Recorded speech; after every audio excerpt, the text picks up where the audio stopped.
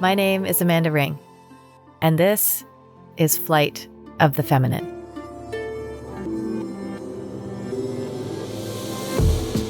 Here on Flight of the Feminine, I'm inviting you to explore and reclaim all things feminine, the divine and the dark. To awaken your womb and heart consciousness, I'm inviting you to open to the realms of energy and spirit, to evoke empowerment and create sovereignty. As a sacred soul, each one of you are on this journey through life.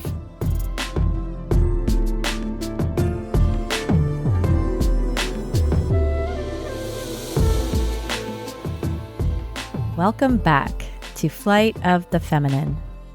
And today, I have a very special guest joining us, and a big welcome to Dr. Karen Ward, who is sharing with us all the way from Dublin, Ireland. So I'll take a moment to tell you a bit about Karen, provide a little lead into the theme of the episode, why women gather, and why I invited her to join us here on Flight of the Feminine. Then I'll open things up for Karen and I to share anything that she wants to share extra, and we'll dive into the questions and the musings of this episode. Dr. Karen Ward is a writer, a lecturer, teacher, and a psychotherapist based in Dublin, Ireland. She has trained in the Celtic lineage and Druidic traditions and co-founded and runs Srian Croy, and she'll correct my enunciation there, I'm sure, of the School of Irish Celtic Shamanism with her husband, John Cantwell. Her renowned Moon Mana Women's Celtic Circles brings the wisdom of the Irish goddesses' archetypal energies to those whose hearts sing with Celtic soul. Karen is the author of Goddesses of Ireland, Ancient Wisdom for Modern Women, and a children's book called Glorious Goddesses of Ancient Ireland. She is also the author of the bestseller Secrets of Ageless Aging and the annual Moon Mana Diary or Journal. She's co-editor of Soul Seers, an Irish anthology of Celtic shamanism, and most recently has released Brigid, Celtic Goddess and Matron Saint of Ireland, Oracle Card Deck. So you may now fully appreciate why I'm so thrilled to have her on the show today. I am currently a member of the Moon Mana Celtic Women's Circle facilitator training. I have one module left to complete my training, so I'm so excited. Very excited about that.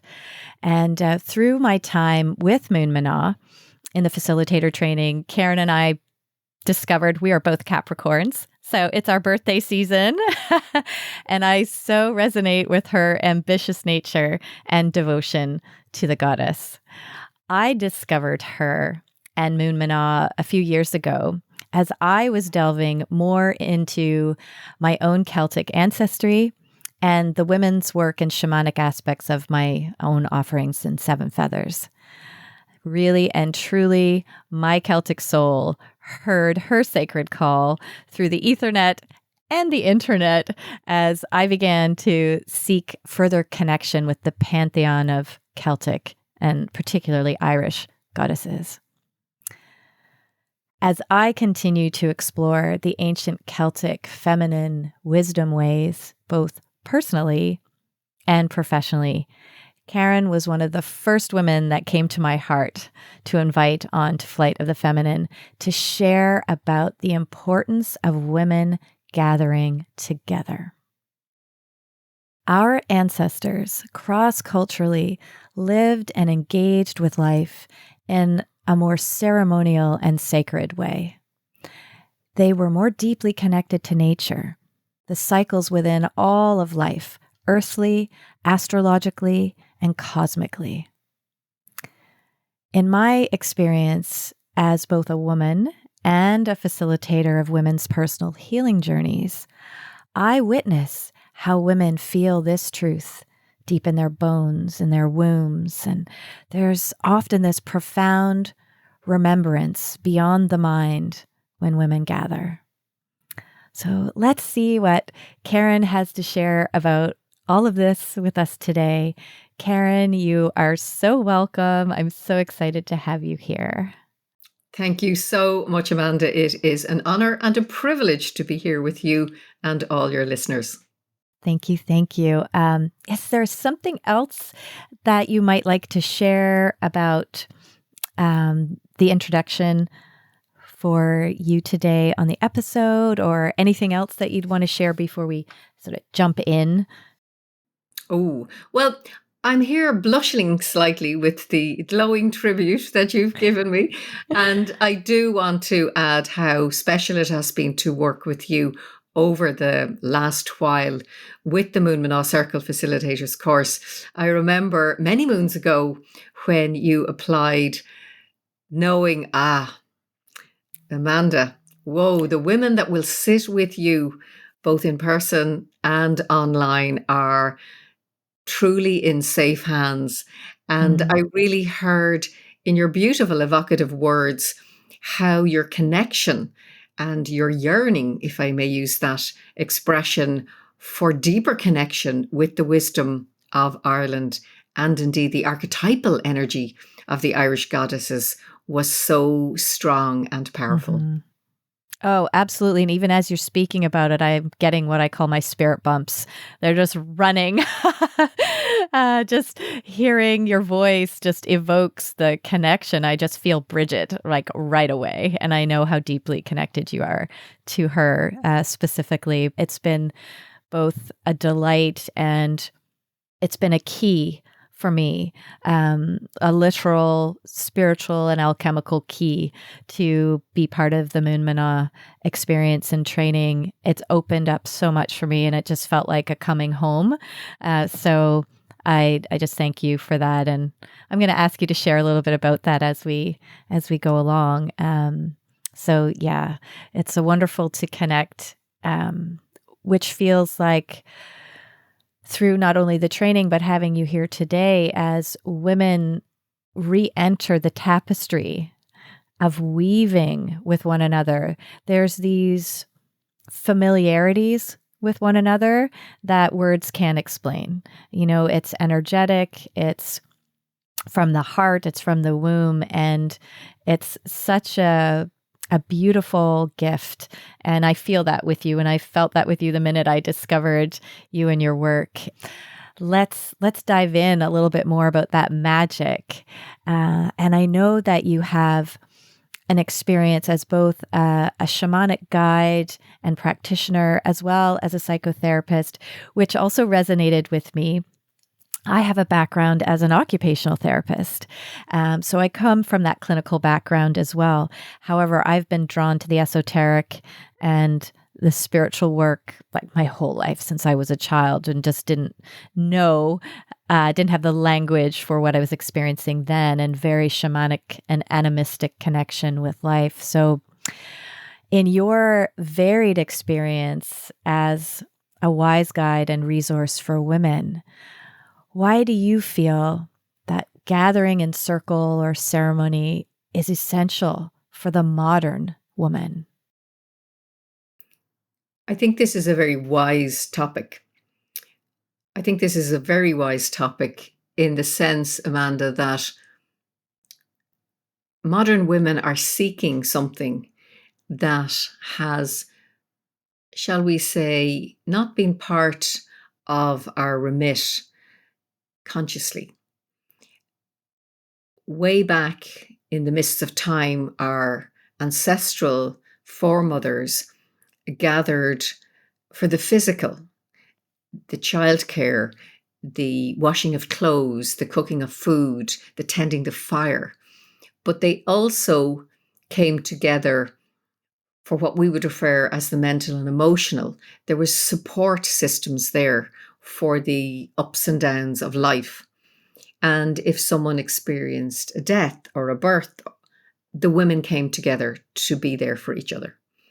And then we take it to the energetic and the spiritual. And for me, energy is a currency of spirituality, the esoteric, the metaphysical. And this was inextricably woven into everyday life. However, in our modern world, we have come further and further away from that. And there was a very key time, particularly in Europe, where there was a conscious shift where healing was separated, shall we say. The curative went down the medicinal route, and the theology, or the metaphysical ways and understandings, went down the religious route. And therefore there was a gap in the middle, right? The healing ways, the community ways. And here in Ireland, because we're a small island, there's been a very interesting phenomenon where for many, many years we were predominantly a Catholic country, and church and state were very intertwined in an unhealthy way. And that in the last 30 years has come away from that intertwining. And a lot of people began to seek, and particularly women. But what has happened was there's a recognition of the gap, that spiritual yearning. And therefore, women's circles, particularly with the esoteric, particularly looking into these archetypal energies, the wisdom of the land, have become very popular because there is a remembrance and a recognition. It's literally woven into our DNA. It's who we are. And the first time I sat in a women's circle, the word that so came to my heart was home. Yeah. I'm home. Yes. I know this. And that's what is such a joy, to see that in the eyes of the women, the delight. Yes, I'm home. Yeah. I so resonate. Again, my spirit bumps are just running. It's like, yeah, it's so deeply embedded in our not only our DNA, but this aspect of our psyche, our soul remembrance. It really feels like we sit with our ancestors the minute we're in circle. At least that's been, my own experience. And I fully agree. And as before I connected with you and your work, I had been running events and some gatherings and had created something called the Wise Women's Circle. And we were following the chakras and had the themes and starting to explore the mental, emotional themes that are part of that. And it was just incredible to see how women started to open and reconnect with themselves. And they were discovering as they showed up, why? Like, what is it that I'm missing? That it was their heart or their soul that called them forward, really.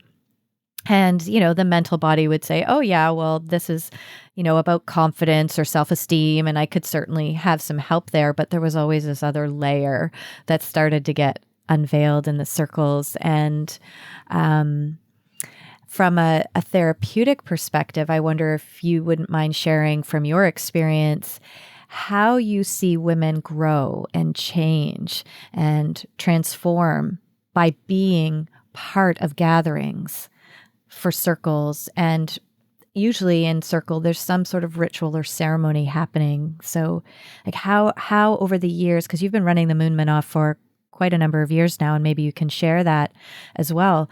Like what do you see change in the women when they start showing up in circle? The Moon Manaf has been running since 2009. Okay. And it was very much what I would say was a spiritual calling. Another term people often use is a vocation. Mm-hmm. And there was an element of, why me? Am I worthy? Really? And it was the most natural and heartfelt calling. And I did wonder, as many women do who come to circles, is this excluding men? Why women? Where are the men folk? Why not everyone? Mm-hmm. And I discovered that when women gather, it's taken as a given that the men are gathering somewhere else. That much as I love my dear husband, it's not appropriate, and he doesn't want to sit with women talking about breasts and wombs and childcare and breastfeeding. And I respect him completely, but I don't want to sit with men talking about men's stuff. But I do honor what they're doing. I expect them to respect and honor what we're doing. And then, and this is the crucial point, we all gather together. And the world that we live in is a better place because of it. Because for me, women and men, we're equal, but different. Yes. Or whatever you express or identify yourself as. Yes. And so classically, a woman might come to a circle, a Moonmanah circle. There might be the curious.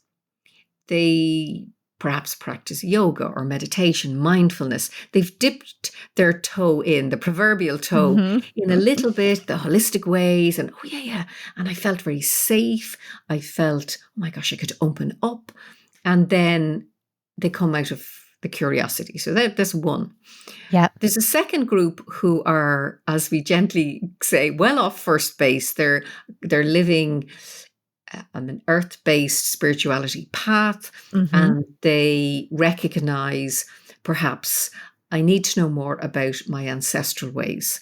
Perhaps they have Irish heritage or Celtic heritage, or they might say, I want to know more about the pantheon of Irish Celtic goddesses. And then there's a third group, which you alluded to already, and they go, I have no idea why I'm here, but I know I need to be.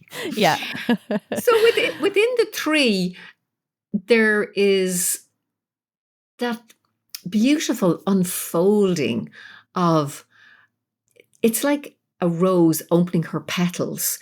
There's I feel safe. This is a place of confidentiality. It's a place of respect, unconditional love. Here I can be me. Yeah. Nobody expects me to be anybody. In fact, when we introduce ourselves at what we call talking full woman, in some traditions that would be talking stick, we say our first name, and we say perhaps where we're from. And then we speak about, for example, Ismisha Kareen, I am Karen, daughter of Dell, granddaughter of Kathleen and Marjorie. And we talk about our lineage, but I don't say, oh, hey, everybody, I'm a psychotherapist, or I'm a writer, or this is where I live, or because it's not relevant. I am coming into circle as I am today. And maybe I was a little bit sad, or maybe I'm a bit stressed, or maybe I'm having an ecstatic experience. This is who I am. And I don't need to bring my past with me. And I don't need to bring future projections with me. Take me as I am. And I think that is very therapeutic for many women. Oh, There's absolutely. a look in their eye. Oh my, this is, I can be me, as I said before. And then, of course, particularly in the Moonmanah circles, as you mentioned, there are rites and ceremonies. So therefore, there is an awakening of what already lies within. And this is crucial. We're not, as facilitators, we're not putting something on somebody. We are merely there to be in service, to help each woman awaken what already lies within her. It's interesting, you shared at the start, I'm a psychotherapist, but this is not therapy. Nope. A women's circle is not about therapy. No. We don't have to be. We are merely there to hold sacred space and allow the unfolding to happen. Yes. It's like a portal. It's a sacred container. And actually, I have something I want to read here in just a moment. That's actually a little description of circle itself. And I think it's really relevant because it does encapsulate, I feel, the essence of the feminine principle. And even though we're talking about, women, men, and as you said, like across all genders, however one identifies, there is still within our psyche a feminine principle, a masculine principle, and this is reflective in nature itself. The balance of all the elements. And I'm going to ask you to speak about shamanism here in a moment. But what I'm hearing you saying is that when women gather like this in circle, regardless of what the circle is for. It could be a writing circle. It could be to honor a specific Irish goddess. It could be for any number of reasons or themes. But it offers women safety. There's an inherent safety. Of course, that also lends to how it's being facilitated, but there is a remembrance of the sanctity of circle. This safety that comes with women coming together as equals. And that is where yes, there may be someone facilitating like you or I. And so we have a role of guidance and upholding that safety and encouraging learning and all of that. However, there's no pedestal. It is we are part of that energy and that circle. So I'm hearing safety is a big experience that women have, which I can't see a greater fuel for growth than feeling safe. And the second thing you were saying was about, to me, is authenticity. Women can show up as they are in that moment, no matter their accolades, no matter their relationship status, no matter their age, no matter their race, no matter their religious affiliations. It's like they can just show up as they are. And that stepping into authenticity can be a huge transformational gateway for us as humans, but specifically as we're talking about women, because of all of the masks and the roles that we try to uphold, especially the modern woman who's perhaps conflicted with all of the potential that's out there for her to achieve, but also trying to find where she wants to be on the path of life. And that some of those masks and things can drop away. And there's a vulnerability there that many people aren't used to, that it hasn't been cultivated for us to feel safe, to be real about our frustrations or our pain or our insecurities. And so that what I'm hearing is safety, vulnerability, authenticity. And then I feel in my experience, and I know from doing the training with you and how you hold space, that it helps women connect with, like you said, what's already inside. And that is the portal or the gateway to their own knowing, their intuition, their self-esteem, their sense of self-worth, that they start to remember that when all these other things start to drop away, that first of all, I'm not alone in feeling this way, that other women feel this way, and that there's so much resource within me that I didn't even see.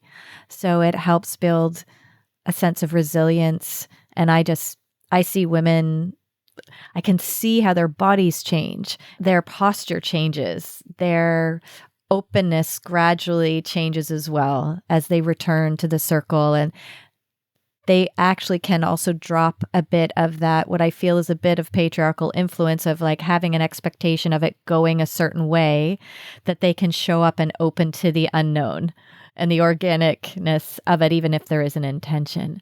And so, yeah, that's really, really beautiful. Just as you said, the safety, the authenticity, and that allowing the opening to being vulnerable and being who they are in the moment. Yeah. That's the beauty of the horizontal tradition. And if you think about it, Amanda, the majority, in fact, I would nearly dare to say all of the Indigenous traditions, and think of the Native American on Turtle Island, the Celtic, there are so many very simple practices that we could certainly do in our modern world. I mean, the principle of the talking stick When you Yes. hold the stick, you have the floor. No interruptions. Nobody can butt in. This is the floor for Mm-hmm. you.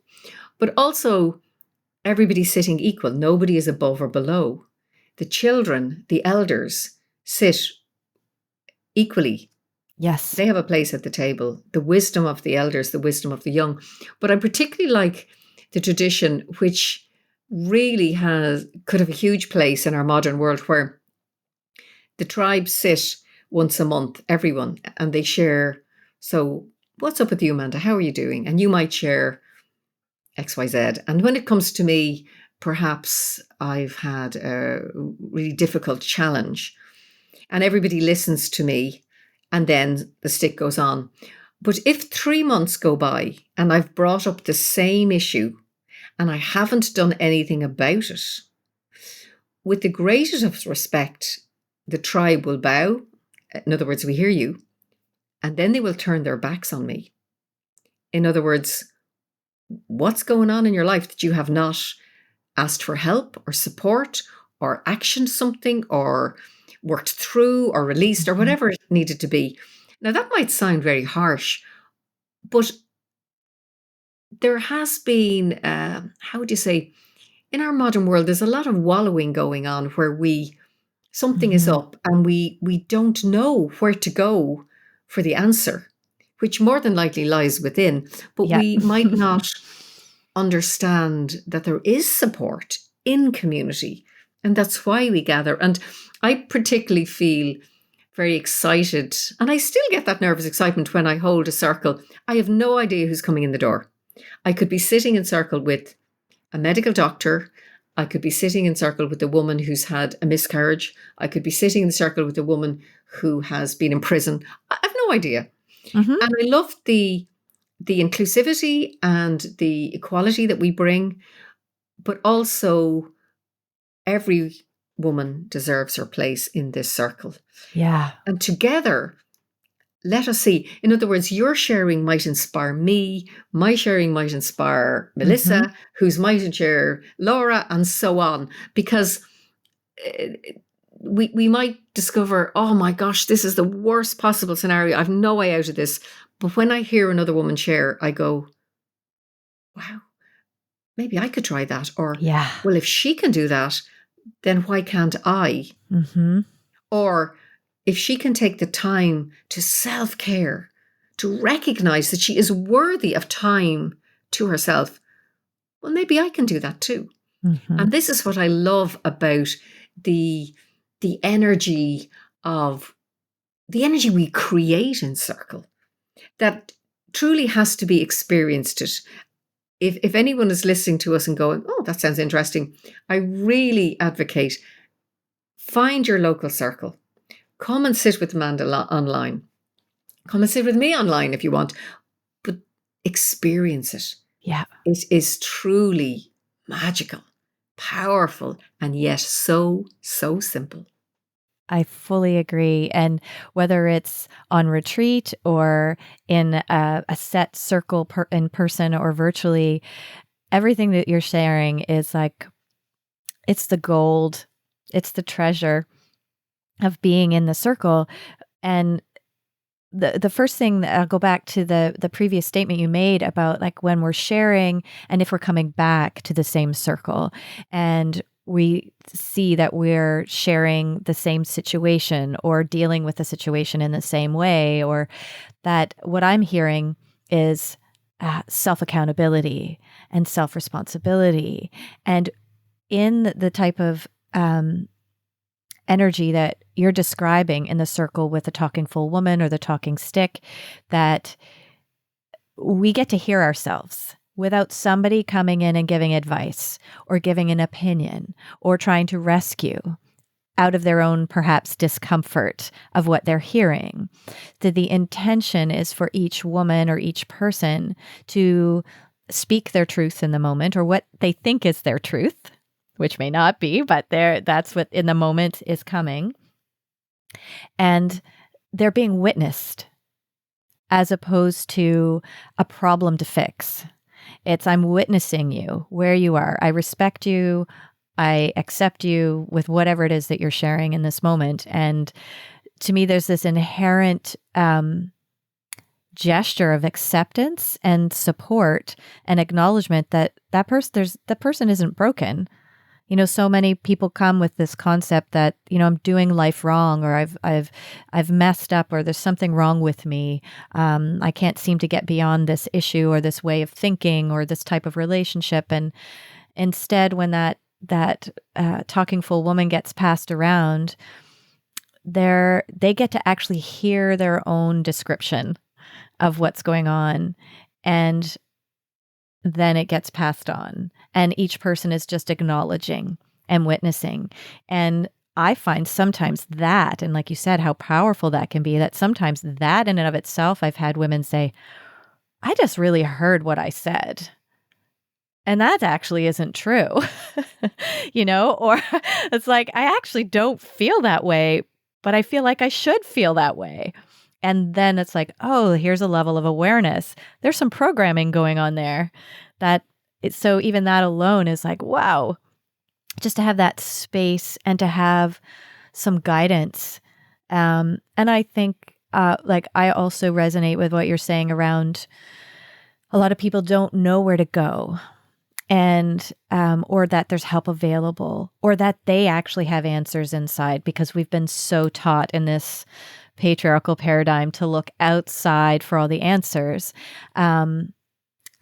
That pause to go, oh, wait a minute, I don't have to do this alone. And the matriarchal way is to not do it alone, is to have an individual experience, but to have support, and that invitation to practice asking for it, and practice being able to tune into what is it you actually need. That all comes from that very simple act of giving space to each person just to speak from where they're at. And it sometimes can take practice for people to actually show up authentically, because they have, and I know I've felt this at different times, and women will share like, I was so nervous, I don't know what to say. And so they grasp something they think is acceptable or appropriate, or will be, favored in a certain way, rather than like, I am so mad about this and I feel so disgusted with myself around blah, blah, blah, whatever it is. Like, eventually that can come, and that permission, oh, it's huge. It's huge. And that's what I hear. And when you say power and the magic of it, it does really open up like that rose. It helps women open up. We often say, look, with Talking Full Woman, we're not looking for the wise and the witty. Don't in your head work out what you're going to say. Listen to the other women. And when you hold this beautiful Talking Full Woman in your hand, then drop from your head to your heart and see what your heart wants to say. But equally, look each woman in the eye. Don't speak down to the floor or up to the sky, because then you've lost touch with the room. You've lost touch with the other women. And that's when we go into the loop of story, the story you've told. So, hello, I'm Melissa. I'm a divorcee. Hello, I'm Linda. I'm just recently married. Hello, I'm whatever. We bring our stories, our baggage with us. Yeah. Let's not label ourselves. Let's simply be in the moment. And that's, as you have said, very therapeutic. And it gives the other women permission to be who they are. And as you say, it's so exciting. I often think of, in June, we offer the mother rites of Danu. And Danu is very symbolic. She's the mother earth. She's the mother goddess of the Tua de Danann. And I remember one woman came to Circle, and she yearned to be a mother, a birth mother. And she was a little bit older. Maybe she was about 37 or so, very aware of the biological clock. And she and her partner, who happened to be male, they had passed the 3-year of being together. So everybody was asking them, oh, Are you getting married? Are you going to buy a house? Are you going to live together? And anyway, long story short, she got pregnant and she had the baby. And this was her biggest dream. Amanda, everything fell apart because she was trying to be a mother to a new baby, a working mother with a very high-powered job. Yeah. Hello, the weight she was before she got pregnant, be a superhero mother and woman. And she couldn't do it all. So she was really, everything was falling apart. And then she came to the circle. And she couldn't believe it. Women were saying, but listen, you can be Wonder Woman some of the time, but you can't be Wonder Woman all of the time. Focus on your baby. Hey, forget about your weight. It'll happen when it happens. Look, take time off work. Pick projects that suit. Maybe you can work at home some of the time. Look for the support. Maybe there's the Lineage League can help you with the breastfeeding. The other mothers can come, yoga and mothers for mother and babies. Yes, connect with other mothers. Yeah. Oh my gosh, I thought I had to do it all. And they're going, not at all. Listen, this is why we have the rights, the maiden rights, the mother rights, the crone rights. This is why we celebrate our sexuality, because these are different key phases in a woman's life. That's right. And there are beautiful traditions and ceremonies and rituals around them. So we don't do them all at the same time. We do them and celebrate them one by one. And don't try and figure it all out yourself. Look to your elders. Look at the crones in circle. What did they do? What do they know and they can share? That's and right. Equally, you look back at the younger women coming up and share with them. And this is so nourishing, nurturing. And it's how that archetypal energy comes forward, because Danu, she is there to help us. And for me, as a non-birth mother this lifetime anyway, I really found it so empowering to recognize, yes, I too was a mother, but I mothered, say, Moonmanaw. I mothered my books. I mothered the teaching, the courses. There's so much more. I mother my godchildren, my nieces and nephews. Yes. And that was an eye-opener. And I'm very happy to say that I can share that with other women. Yes. So that is for everyone. It's very exciting and a real, it's a very potent time for me and very healing. Yeah, it's so important for everyone, but for women who are gathering to realize that there's no one way that is the right way. There is what is aligned and supportive, and Danu's energy being that mothering, nurturing, stable energy is inviting even mothers who are mothering, whatever they're mothering, whether it's a child, a project, that mothering includes themselves. And that other women in circles sharing their different experiences by carrying and nurturing something into life can help other women have ideas and step out of the story and be like, oh my God, I never thought of that. Or, oh my goddess, I never thought of this. That didn't occur to me because I've just been so stuck in my story and the same way of approaching everything in life.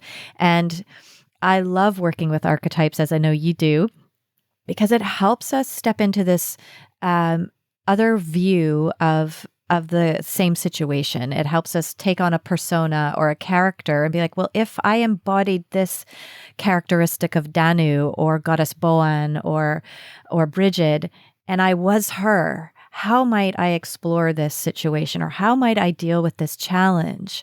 How can I evoke that up within me? Because it's all there. The potential for it's all there.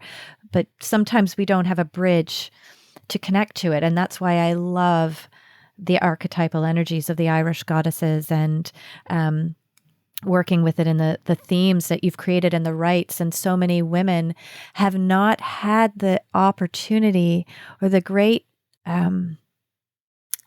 heart connection to these different rites that these rites of passage in our lives are just glazed over now. Our first bleed, our first sexual experience, our coming through the different moon phases of our life, and our cycles, when our ancestors very much would have gathered in celebration and also in support of the questions, of the confusion, of the fears. And you've so beautifully rebirthed this for women. And I've offered the rites for the maiden, the mother, and the crone. Got my spirit bumps again. I have my stones on my altar, and the experiences the women have had, even when they've come in with the thought perhaps that they were going to deal with reinventing or reconnecting to their role as a mother. And what they actually discovered was some healing in how they were mothered and the generational mothering, and that's the organic nature of the circle and opening the heart and getting out of the head, and all of that being so healing. And we're so in need of that, and having life be sacred in these ways again. These big events in our lives don't have the reverence that they used to. In community, things would pause. Life would pause for these things. You were about to say something. Well, yeah. Exactly. And like the Celtic festivals, there's 8 Celtic festivals in the year. And they were a time, it's said that the community spent 3 weeks looking forward. Oh, gosh, Beltane is coming up, early summer. And they'd maybe look to what produce they were going to bring to sell. They'd have their clothes ready. There'd be a sacred preparation for the rites or whatever. Then they would celebrate for 3 days. And then they would go back home and spend 3 weeks talking about, do you remember so-and-so did this and we did that and all the insights. And then you'd move to look forward to the next one. So there was a progression, but there was a rhythm to it. Mm-hmm. And nowadays we get so much stimulus. Whoa. And what I love about the Irish goddesses is, yes, they're powerful. Yes, there's healing. But there's an edginess. I think perhaps I'm thinking of the Morrigan. I mean, she is the goddess of death. She's the goddess of rebirth. And she would be analogous to Kali of the East, Kali the Destroyer. But her gift to us is, look, you've got to release. You can't keep amassing all of the stuff. Yep. You've got to release and let go. You are not a teenager anymore. You are not in that relationship anymore. You are not somebody's little girl anymore. Let it go. Move on. And then we move to say, Sheila na gig. The Irish goddess of sexuality.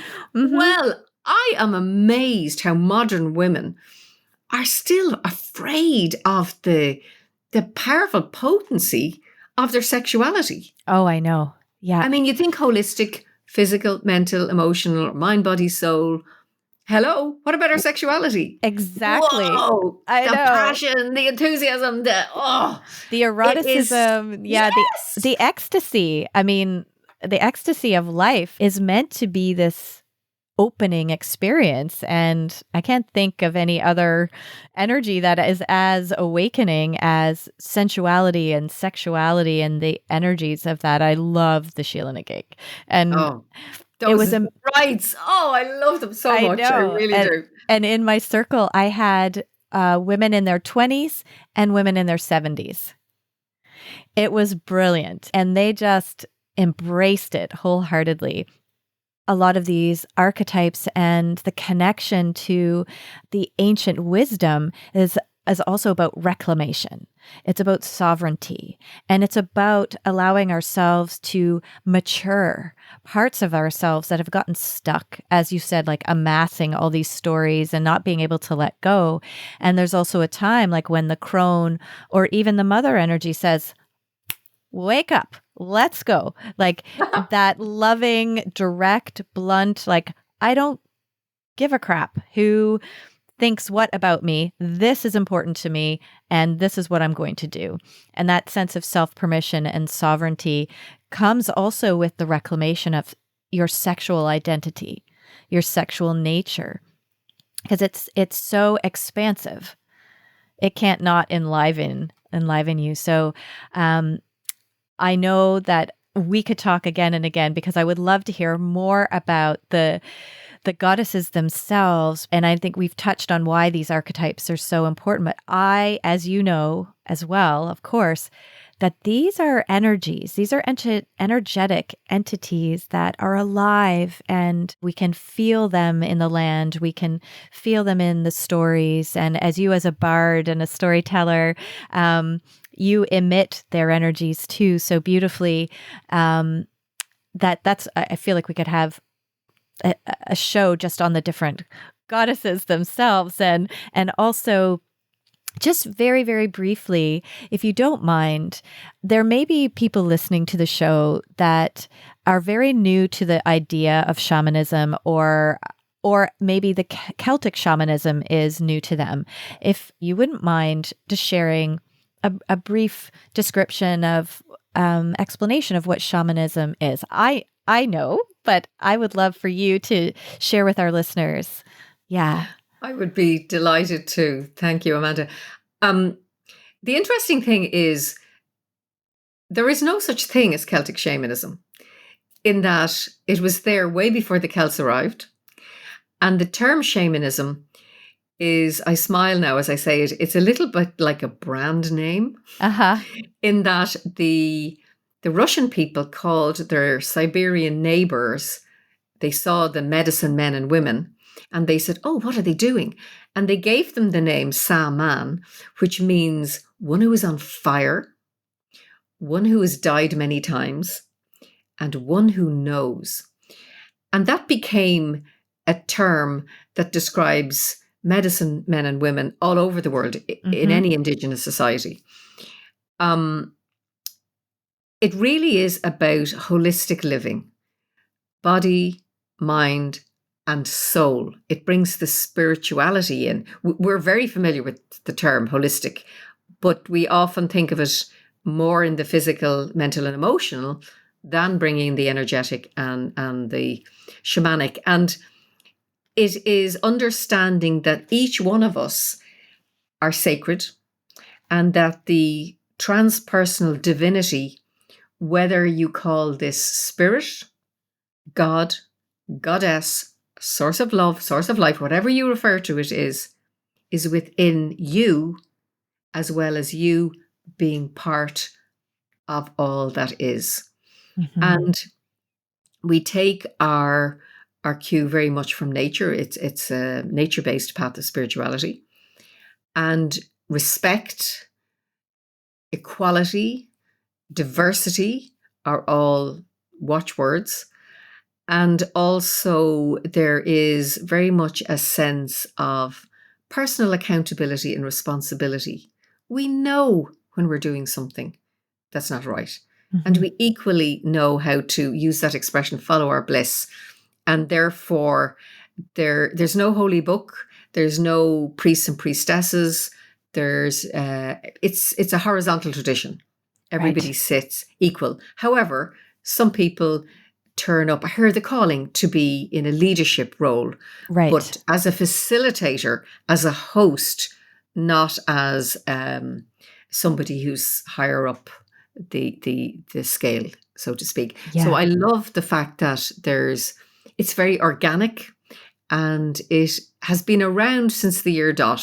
It's been there for millennia, ever since our ancient ancestors buried their beloveds, surrounded by rose petals, with their dog, with their beautiful nature acorns, or whatever it might be, recognizing the sanctity of life and an afterlife, an otherworldly aspect. That's a little nutshell. I know. It gives you a hint. And finally, I would say that every tradition in the world, every culture in the world has their version of this.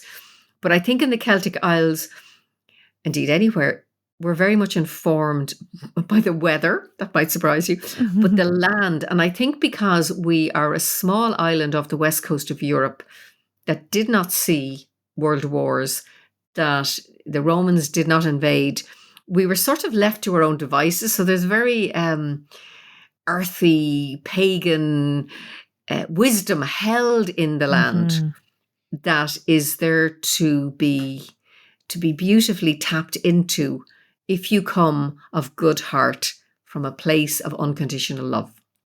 Yeah, that's beautiful. And I absolutely feel what you're saying. The lands are, the energy just speaks of that,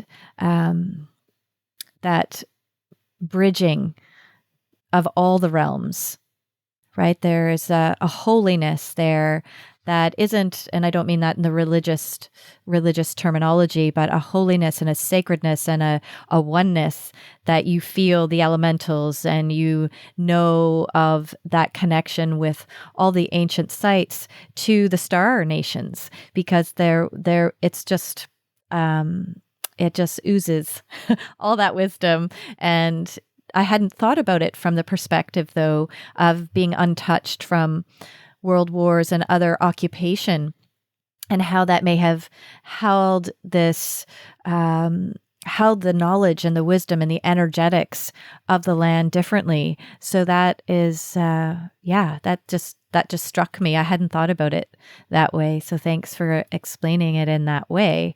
We have had more than our fair share of. We had civil wars, we had colonization, we've had abuse of women, abuse of children. I mean, we've had our fair share. But I think one of the reasons the Irish and the Celtic way is coming more powerfully to prominence is that as a people, we're finally recognizing our shadow. And we're waking up to past mistakes, past abuses. And I think we're maturing as a people. And that's really important, because we're no saints, but we're not sinners either. We're looking at ourselves honestly, right? But we're also recognizing that beautiful coming together of not just the humankind, but as you say, the fairy kind, the star. There's unseen energies at play in every land, but I think they are becoming more known and more accessible here at the moment. If you think about it, most people have heard the fable of the lost island of Atlantis. This great community, this island and legend and lore who had so much wisdom. And we are surrounded on three sides by the Atlantic Ocean. And we talk about High Brazil, this fabled island. And to me, there has to be a connection there. And it's almost like the energy from there is seeping up out of the land. It's resonating in the trees, it's there to be experienced. But what I love is there is very much a sense that this wisdom, this connection is only there for those of good heart. That if you come from a place of greed or adversity or whatever, manipulation or it's not available. Ill intent. It's just not available. You'll be blocked. You'll be blocked. Yeah, completely. And that's so exciting. So again, you hear that the wisdom of a child, the wonder of a child with the wisdom of an adult. That's really where we're coming from. That we hold that beautiful, bright, wide-eyed innocence, wonder from the time we were children, playing with the fairies at the bottom of our granny's garden. But then we weave into it the experience, the ups and downs of life. And of course, we've all had ups and downs in life. Nobody has a charmed life. And if they tell you they have, they're either in denial or they just happen to be going through a particularly good phase, which is Yes, great. that's right. But like, we've all had something. Yeah. And then when you marry the two together, just like when the kings and the chieftains of old in Ireland, they had to marry the goddess, the land, and then there would be plenty, and then there would be Yes. the abundance. And of course, if there was a female leader, she had to marry the sky god. There had to be those male and female principles that you mentioned there at the start, the interweaving. Yes. But respect. Yes. And the unconditional love.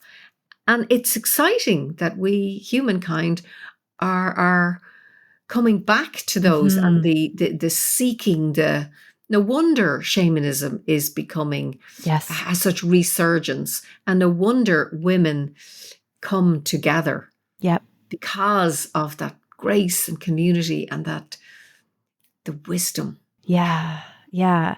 And just to close on that, what comes through so strongly is, as part of shamanism and the gathering and the remembrance, is the being in right relationship and being in balance, return of harmony and coherence with land and people with land, and the divinity of life, not the life that gets created out there so much as the life that's already in here and in the land.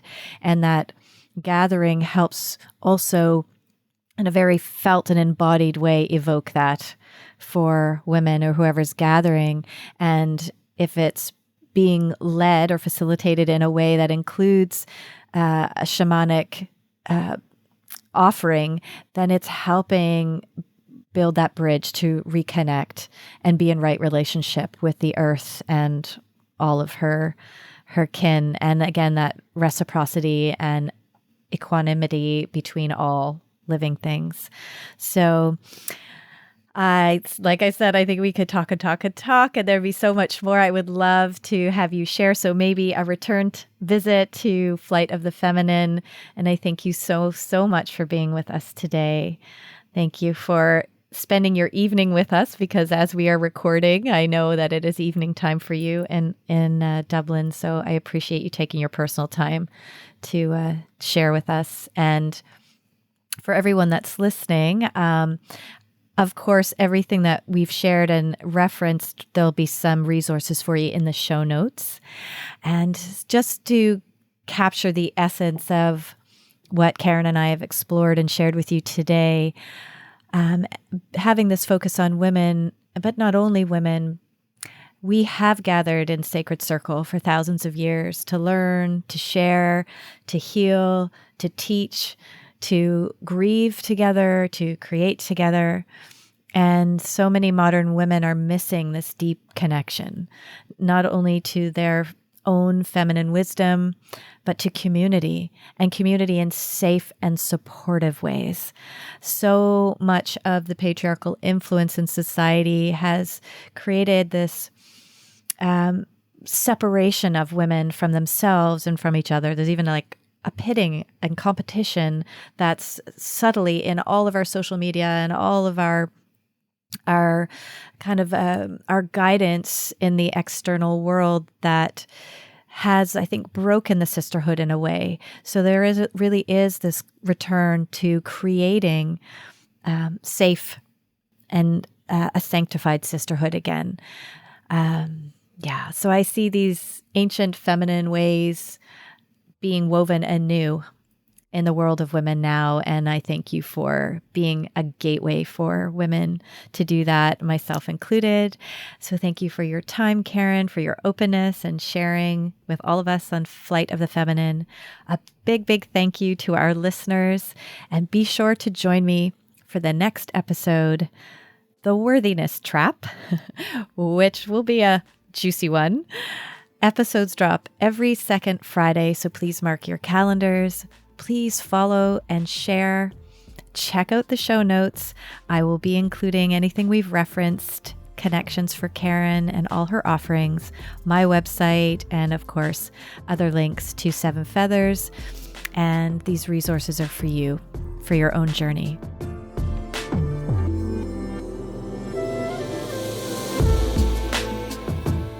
It's time, my sisters, to elevate your mind, expand your feminine heart, explore your inner wisdom.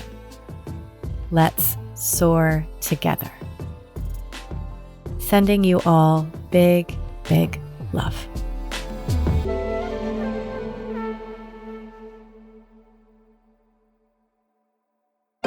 This is Story Studio Network.